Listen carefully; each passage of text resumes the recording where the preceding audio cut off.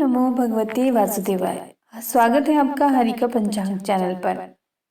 आज इस वीडियो में आप जानेंगे बृहस्पतिवार का व्रत कैसे रखा जाता है, पूजा कैसे की जाती है। यदि कोई इस व्रत का उद्यापन करना चाहता है तो वह किस विधि से करे। तो आइए आरंभ करते हैं।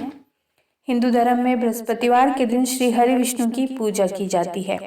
माना जाता है इस दिन श्रद्धा पूर्वक श्री हरि का व्रत और पूजन करने से इच्छित फल की प्राप्ति होती है। इसके अलावा जल्द शादी करने की इच्छा रखने वाले लोगों के लिए भी यह व्रत बहुत ही लाभदायक होता है। अग्नि पुराण के अनुसार अनुराधा नक्षत्र युक्त गुरुवार से प्रारंभ करके 7 गुरुवार तक नियमित रूप से व्रत करने से बृहस्पति ग्रह की पीड़ा से मुक्ति मिलती है। इसके अलावा घर में सुख शांति और श्री विष्णु भगवान का आशीर्वाद भी मिलता है। लेकिन केवल पूजन करने और व्रत रखने से संपूर्ण फल नहीं मिलते। पूर्ण फल के लिए बृहस्पति देव की विधि और भाव से पूजा करना भी जरूरी है। व्रती की सुविधा के लिए हम श्री बृहस्पति देव की पूजा और उद्यापन विधि क्रम से बताएंगे इस वीडियो में आपको। आइए जानते हैं बृहस्पतिवार व्रत उद्यापन विधि और नियम। गुरुवार के दिन भगवान विष्णु जी और बृहस्पति देव दोनों की पूजा होती है, जिससे घर में सुख और समृद्धि बनी रहती है। कुंवारी लड़कियां इस व्रत को इसीलिए करती हैं जिससे कि उनके विवाह में कोई रुकावट आ रही हो तो वह दूर हो जाए। ऐसा कहा जाता है कि अगर आप एक साल में गुरुवार का व्रत करते हैं, यानी कि 1 साल तक गुरुवार का व्रत करते हैं, तो आपके घर में कभी भी पैसे रुपयों की कमी नहीं होती। आपका पर्स कभी भी खाली नहीं होता। आपको 1 साल में 16 गुरुवार व्रत करने चाहिए। 16 गुरुवार व्रत करने से आपको मनोवांछित फल मिलते हैं और व्रत करने के बाद 17वें गुरुवार को उद्यापन करना चाहिए। गुरुवार व्रत को शुरू करने का शुभ समय इस प्रकार से है। यह व्रत आपको पौष के महीने को छोड़कर, जो कि दिसंबर या जनवरी में आता है, पौष का महीना अभी गया है, उसको छोड़कर आप इस व्रत को किसी भी मास के शुक्ल पक्ष के पहले गुरुवार से आरंभ कर सकते हैं। यानी कि पौष मास को छोड़कर आप किसी भी अन्य महीने से इस व्रत को आरंभ कर सकते हैं। जिसे चांदन और अंधेर बोलते हैं। शुक्ल पक्ष चांदन को बोलते हैं, अंधेर कृष्ण पक्ष को बोलते हैं। तो आप शुक्ल पक्ष के पहले गुरुवार से आप यह व्रत आरंभ कर सकते हैं। शुक्ल पक्ष बहुत ही शुभ समय होता है किसी भी नए काम को शुरू करने के लिए। अग्नि पुराण के अनुसार गुरुवार का व्रत अनुराधा नक्षत्र युक्त गुरुवार से आरंभ करके लगातार 7 या 16 गुरुवार तक करना चाहिए। आइए जानते हैं व्रत करने की विधि को। इस व्रत की विधि के लिए आपको बहुत ही कम सामान की जरूरत होती है, जैसे कि चने की दाल, गुड़, हल्दी, थोड़े से केले, एक उपला हवन करने के लिए और भगवान विष्णु जी की फोटो। और अगर केले का पेड़ हो तो बहुत ही अच्छा है। व्रत वाले दिन सुबह उठकर स्नान आदि कार्यों से निपट कर सबसे पहले आप भगवान के आगे बैठें और भगवान को यानी कि मंदिर को साफ करने के बाद चावल और पीले फूल लेकर 16 गुरुवार व्रत करने का संकल्प करें और भगवान विष्णु जी को छोटा पीला वस्त्र अर्पण करिए। और अगर केले के पेड़ के सामने आप पूजा कर रहे हैं तो भी छोटा पीला कपड़ा चढ़ाइए। यदि आप कपड़ा नहीं चढ़ाते हैं तो आप कोई परांदा भी चढ़ा सकते हैं। आजकल लोगों के घर छोटे होते हैं तो आमतौर पर उनके घरों में केले का पेड़ होता ही नहीं, इसलिए आप अपने घर के पास कोई मंदिर है, वहां पर केले के पेड़ लगे होते हैं, तो व्रत की विधि आप वहीं पर करें। एक लोटे में जल रख लिए और उसमें थोड़ी हल्दी डालकर विष्णु भगवान जी या केले के पेड़ की जड़ को स्नान कराइए। अब उसी लोटे में गुड़ और चने की दाल डाल के रख लीजिए और अगर आप केले के पेड़ की पूजा कर रहे हैं तो उसी पे चढ़ा दीजिए। तिलक करिए।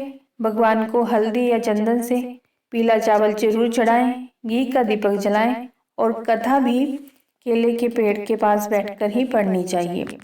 कथा के बाद उपले पे हवन करिए। गाय के उपले को गर्म करके उस पर घी डाल लीजिए और जैसी अग्नि प्रज्वलित हो जाए उसमें हवन सामग्री के साथ गुड़ और चने की भी आहुति देनी होती है। और एक बात जरूर याद रखिए, गाय का उपला यदि आप जला रहे हैं तो वह पूर्ण नहीं होना चाहिए, मतलब पूरा नहीं आग पर रखना होता है, उसको थोड़ा सा तोड़ने के बाद ही रखें।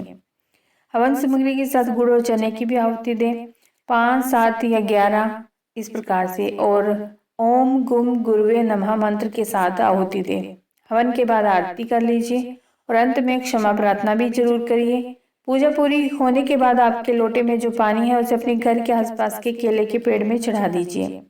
इस बात का ध्यान जरूर रखें कि इस दिन आप केले के पेड़ की पूजा करते हैं, इसीलिए गलती से भी केला नहीं खाना चाहिए। आप इसे केवल पूजा में चढ़ा सकते हैं और प्रसाद में बांट सकते हैं। अगर कोई गाय मिले तो उसे चने की दाल और गुड़ जरूर खिलाएं, इससे भी बहुत पुण्य मिलता है। पुरुष यह व्रत लगातार 16 गुरुवार तक कर सकते हैं, परंतु महिलाओं या लड़कियों को यह व्रत तभी करना चाहिए जब वो पूजा कर सकती हैं। मुश्किल दिनों में यह व्रत नहीं करना चाहिए। आइए जानते हैं उद्यापन विधि। उद्यापन के एक दिन पहले 5 चीजें लाकर रख लीजिए। चने की दाल, गुड़, हल्दी, केले, पपीता और पीला कपड़ा, और अपनी सामर्थ्य के अनुसार दक्षिणा भी रख लीजिए। फिर गुरुवार के दिन हर व्रत की तरह जैसे पूजा करते हैं, पूजा के बाद प्रार्थना करिए और अपने संकल्प के अनुसार अपने व्रत पूरे कर लिए हैं। यह संकल्प करें कि आपने अपने व्रत पूरे कर लिए और भगवान आप पर कृपा बनाए रखे, और आज आप पूजन का उद्यापन करने जा रहे हैं, यह बात अब कहें। इसके पश्चात पूजा में सारी सामग्री भगवान विष्णु को चढ़ाकर किसी ब्राह्मण को दान करके उनका आशीर्वाद लीजिए। बृहस्पतिवार के दिन भगवान विष्णु की पूजा होती है। पूजा के बाद कथा सुननी चाहिए। इस दिन पीले वस्त्रों, पीले फलों का प्रयोग करना चाहिए। मान्यता के अनुसार इस दिन एक बार बिना नमक का पीला भोजन करना चाहिए, यानी कि मीठा पीला भोजन करना चाहिए। भोजन में चने की दाल का भी प्रयोग किया जा सकता है। इस दिन प्रातः उठकर भगवान विष्णु का ध्यान करके व्रत का संकल्प लें। अगर बृहस्पति देव की पूजा करनी हो तो उनका ध्यान करना चाहिए। इसके बाद फल, फूल, पीले वस्त्रों से भगवान बृहस्पति देव और विष्णु जी की पूजा करनी चाहिए। प्रसाद के रूप में केले चढ़ाना शुभ माना जाता है, लेकिन इन केलों को दान में ही देना चाहिए। शाम के समय बृहस्पतिवार की कथा सुननी चाहिए और बिना नमक का भोजन करें। आइए जानते हैं इस व्रत का क्या फल है। गुरुवार का व्रत पूरे श्रद्धा भाव से करने पर व्यक्ति को गुरु ग्रह का दोष खत्म हो जाता है और गुरु कृपा प्राप्त होती है। इस दिन व्रत करने से व्यक्ति को सारे सुखों की प्राप्ति होती है। व्रत करने वाले जातक को यह भी ध्यान रखना चाहिए कि इस दिन बाल न कटाए, ना ही दाढ़ी बनवाए। आइए जानते हैं बृहस्पतिवार के व्रत की उद्यापन की विधि के लिए क्या क्या चाहिए। सबसे पहले एक जोड़ा, जिसमें आप धोती भी रख सकते हैं या कुर्ता पजामा भी रख सकते हैं। पीला कपड़ा 1.25 मीटर, जनेऊ 1 जोड़ा, चने की दाल 1.25 किलो, गुड़ 250 ग्राम, पीला फूल या फूलमाला 1 दीपक, घी 250 ग्राम, धूप 1 पैकेट, हल्दी पाउडर 1 पैकेट, कपूर 1 पैकेट, सिंदूर 1 पैकेट, बेसन के लड्डू 1.25 किलो, मुनक्का जिसे किशमिश कहते हैं 25 ग्राम, एक कलश, आम के पत्ते, सुपारी, श्रीफल, पीला वस्त्र, केला, विष्णु भगवान की मूर्ति, केले का पेड़। और उद्यापन की विधि जानते हैं। इस व्रत का उद्यापन करने के लिए सुबह समय से उठकर तैयार हो जाएं और पूजा घर में गंगा जल को छिड़क कर अच्छे से साफ कर लें और ध्यान रखें कि पीले वस्त्र ही पहने। पूजा घर को साफ करने के बाद या अलग से आसन लगाकर उस पर भगवान विष्णु की प्रतिमा को स्थापित कर दें। उसके बाद मंदिर या अपने घर के आसपास स्थित केले के पेड़ की पूजा अर्चना करें, जल चढ़ाकर दीपक जलाएं। फिर षोडश उपचार पूजन विधि से विष्णु जी का पूजन करें। अब घर पर आकर या वहीं बैठकर कथा करें। इसके बाद प्रसाद लोगों में बांटते हैं। उसके बाद श्री हरि के मंत्रों का उच्चारण करके यदि कोई गलती हुई तो उसके लिए माफी मांगे। षोडश उपचार पूजन में 16 तरीके से विधि पूर्वक पूजन किया जाता है। उसके बाद पवित्रीकरण करें। पवित्रीकरण के लिए हाथ में जल लेकर मंत्र के द्वारा अपने ऊपर जल छिड़क लें और इसके पश्चात पूजा की सामग्री और आसन को भी मंत्रोच्चारण के साथ जल छिड़क कर शुद्ध कर लें। फिर उसके बाद आचमन करें। आचमन इस प्रकार से करें, फूल से एक एक करके 3 बूंद पानी अपने मुंह में छोड़िए और बोलिए ओम केशवाय नमः, ओम नारायणाय नमः, ओम वासुदेवाय नमः। फिर ओम ऋषिकेशाय नमः कहते हुए हाथों को खोल लें और अंगूठे के मूल से होठों को पोंछकर हाथों को धो लें। इसके बाद गणेश पूजन करें। सबसे पहले गणेश जी को पूजन पंचोपचार विधि से किया जाता है, जिसमें धूप, दीप, पुष्प, गंध और नैवेद्य यानी कि मिठाई आती है।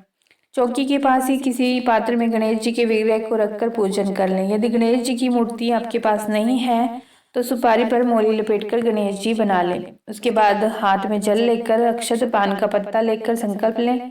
सुपारी और कुछ सिक्के लेकर संकल्प ले लें कि आपने उद्यापन का संकल्प किया है तो आप उद्यापन करेंगे। इसके बाद जो हाथ में वो सभी चीजें बृहस्पति देव के पास छोड़ दें। उसके बाद ध्यान करें। मंत्र और भाव द्वारा भगवान का ध्यान किया जाता है। आह्वान का अर्थ है पास में लाना। इष्ट देवता को अपने सम्मुख या पास लाने के लिए आह्वान किया जाता है।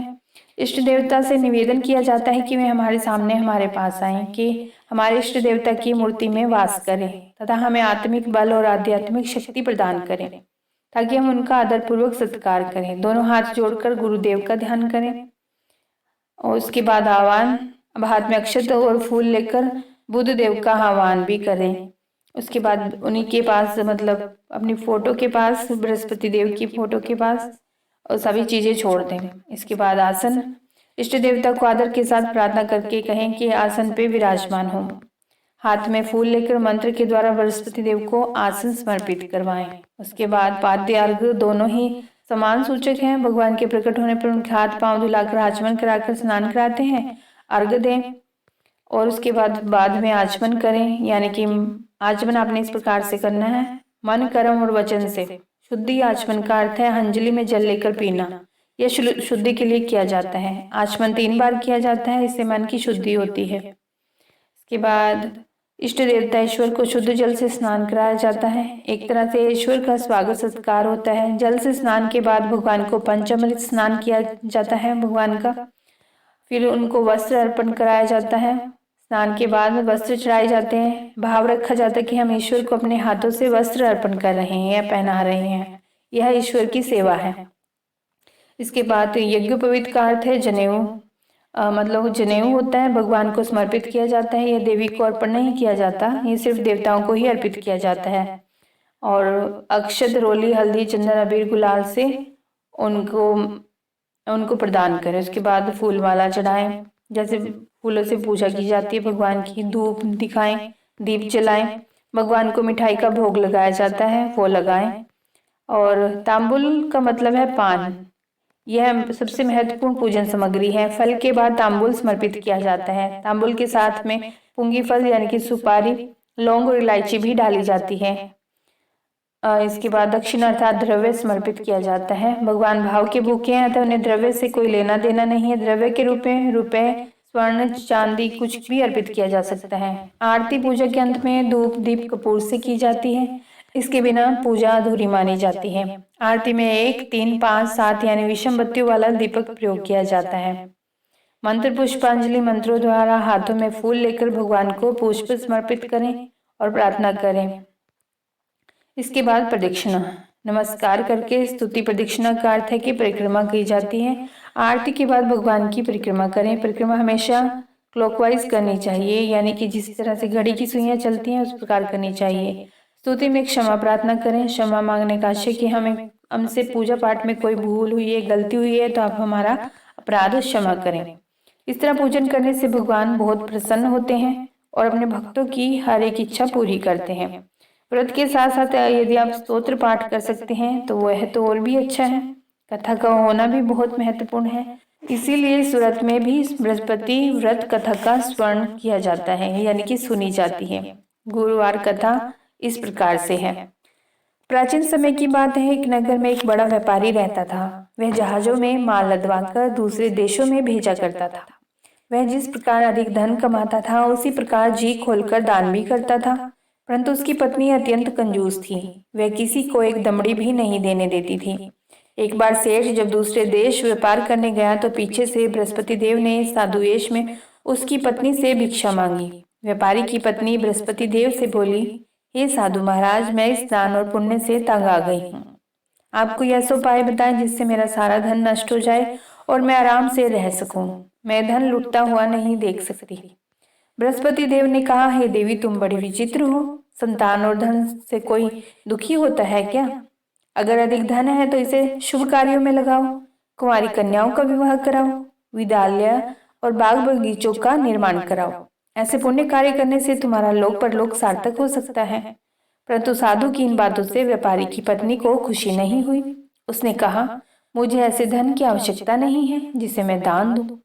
साधु वेशधारी बृहस्पति देव का धन नष्ट होने के लिए सेठानी को दिया गया उत्तर इस प्रकार था। तब बृहस्पति देव बोले, यदि तुम्हारी ऐसी इच्छा है तो तुम एक उपाय करना। 7 बृहस्पतिवार घर को गोबर से लिपना, अपने केशों को पीली मिट्टी से धोना, केशों को धोते समय स्नान करना, व्यापारी से हजामत बनाने को कहना, भोजन में मांस मदिरा खाना, कपड़े अपने घर धोना, ऐसा करने से तुम्हारा सारा धन नष्ट हो जाएगा। इतना कहकर बृहस्पति देव अंतर्ध्यान हो गए। व्यापारी की पत्नी ने बृहस्पति देव के कहे अनुसार 7 बृहस्पतिवार वैसा ही करने का निश्चय किया। केवल 3 बृहस्पतिवार बीते थे कि उसी समय धन संपत्ति नष्ट हो गई और वह परलोक सिधार गई। जब व्यापारी वापस आया तो उसने देखा कि उसका सब कुछ नष्ट हो चुका है। उस व्यापारी ने अपनी पुत्री को सांत्वना दी और दूसरे नगर में जाकर बस गया। वहां वह जंगल से लकड़ी काट कर लाता और शहर में बेचता। इस तरह वह अपना जीवन व्यतीत करने लगा। एक दिन उसकी पुत्री ने दही खाने की इच्छा प्रकट की, लेकिन व्यापारी के पास दही खरीदने के पैसे नहीं थे। वह अपनी पुत्री को आश्वासन देकर जंगल में लकड़ी काटने चला गया। वहां एक वृक्ष के नीचे बैठकर अपनी पूर्व दशा पर विचार करके रोने लगा। उस दिन बृहस्पतिवार था। तभी वहां बृहस्पति देव साधु के रूप में सेठ के पास आए और बोले, हे मनुष्य, तू इस जंगल में किस चिंता में बैठा है? तब व्यापारी बोला, हे महाराज, आप सब कुछ जानते हैं। इतना कहकर व्यापारी अपनी कहानी सुनाकर रो पड़ा। बृहस्पति देव बोले, देखो बेटा, तुम्हारी पत्नी ने बृहस्पति देव का अपमान किया था, इसी कारण तुम्हारा यह हाल हुआ है। लेकिन अब तुम किसी प्रकार की चिंता मत करो। तुम गुरुवार के दिन बृहस्पति देव का पाठ करो। 2 पैसे के चने और गुड़ को लेकर जल के लोटे में शक्कर डालकर वह अमृत और प्रसाद अपने परिवार के सदस्यों में बांटो और कथा सुनने वालों को बांट दो। स्वयं भी प्रसाद और चरणामृत ग्रहण कर लो। भगवान तुम्हारा अवश्य कल्याण करेंगे। साधु की बात सुनकर व्यापारी बोला, महाराज, मुझे तो इतना भी नहीं बचता कि मैं अपनी पुत्री को दही लाकर दे सकूं। इस पर साधु जी बोले, तुम लकड़ियां शहर में बेचने जाना। तुम्हें लकड़ियों के दाम पहले से चौगुने मिलेंगे, जिससे तुम्हारे सारे कार्य सिद्ध हो जाएंगे। लकड़हारे ने लकड़ियां काटी और शहर में बेचने के लिए चल पड़ा। उसकी लकड़ियां अच्छे दाम में बिक गई, जिससे उसने अपनी पुत्री के लिए दही लिया और गुरुवार की कथा हेतु चना गुड़ लेकर कथा की और प्रसाद बांटकर स्वयं भी खाया। उसी दिन से उसकी सभी कठिनाइयां दूर होने लगी। परंतु अगले बृहस्पतिवार को वह कथा करना भूल गया। अगले दिन वहां के राजा ने एक बड़े यज्ञ का आयोजन करके पूरे नगर के लोगों के लिए भोज का आयोजन किया। राजा की आज्ञा के अनुसार पूरा नगर राजा के महल में भोज करने गया, लेकिन व्यापारी और उसकी पुत्री तनिक विलंब से पहुंचे। अतः उन दोनों को राजा ने महल में ले जाकर भोजन कराया। जब वे दोनों लौट कर आए तब रानी ने देखा कि उसका खूंटी पर टंगा हार गायब है। रानी को व्यापारी और उसकी पुत्री पर संदेह हुआ कि उसका हार उन दोनों ने ही चुराया है। राजा की आज्ञा से उन दोनों को कारावास की कोठरी में कैद कर दिया गया। कैद में पड़कर दोनों अत्यंत दुखी हुए। वहां उन्होंने बृहस्पति देवता का स्मरण किया। बृहस्पति देव ने प्रकट होकर व्यापारी को उसकी भूल का आभास कराया और उन्हें सलाह दी कि गुरुवार के दिन कैद खाने के दरवाजे पर तुम्हें 2 पैसे मिलेंगे। उनसे तुम चने और मुनक्का मंगवा कर विधि पूर्वक बृहस्पति देवता का पूजन करना। तुम्हारे सब दुख दूर हो जाएंगे। बृहस्पतिवार को कैद खाने के द्वार पर उन्हें 2 पैसे मिले। बाहर सड़क पर एक स्त्री जा रही थी। व्यापारी ने उसे बुलाकर गुड़ और चने लाने को कहा। इस पर वह स्त्री बोली, मैं अपनी बहू के लिए गहने लेने जा रही हूँ, मेरे पास समय नहीं है। इतना कहकर वह चली गई। थोड़ी देर बाद वहां से एक और स्त्री निकली। व्यापारी ने उसे बुलाकर कहा कि हे बहन, मुझे बृहस्पतिवार की कथा करनी है, तुम मुझे 2 पैसे का गुड़ चना ला दो। बृहस्पति देव का नाम सुनकर वह स्त्री बोली, भाई, मैं तुम्हें अभी गुड़ चना लाकर देती हूँ। मेरा इकलौता पुत्र मर गया है, मैं उसके लिए कफन लेने जा रही थी, लेकिन मैं पहले तुम्हारा काम करूंगी, उसके बाद अपने पुत्र के लिए कफन लाऊंगी। वह स्त्री बाजार से व्यापारी के लिए गुड़ चना ले आई और स्वयं भी बृहस्पति देव की कथा सुनी।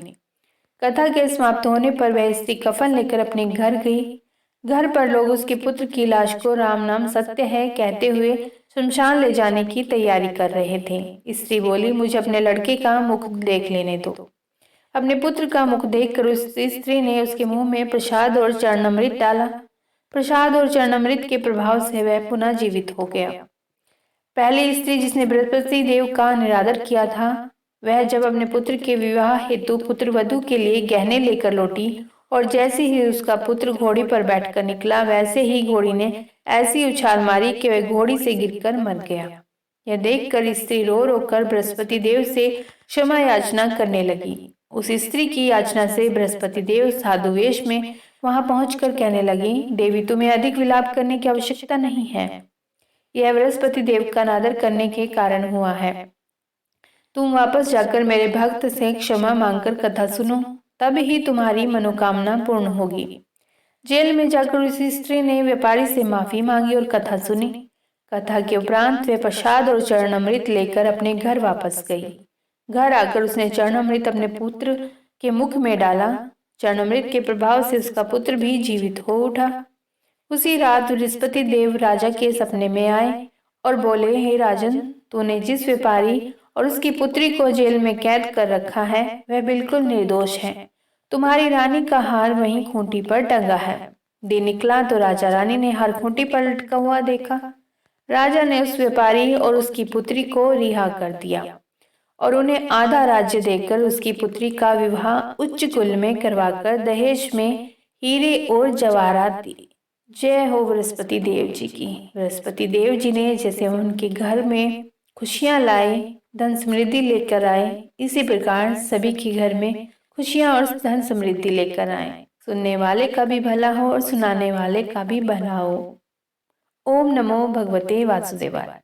इस कथा को सुनने के पश्चात आरती जरूर करें, तब ही इस व्रत का उद्यापन भी होगा और व्रत भी पूरी तरह पूर्ण माना जाएगा। जय जय श्री हरि। ओम विष्णुवे नमः।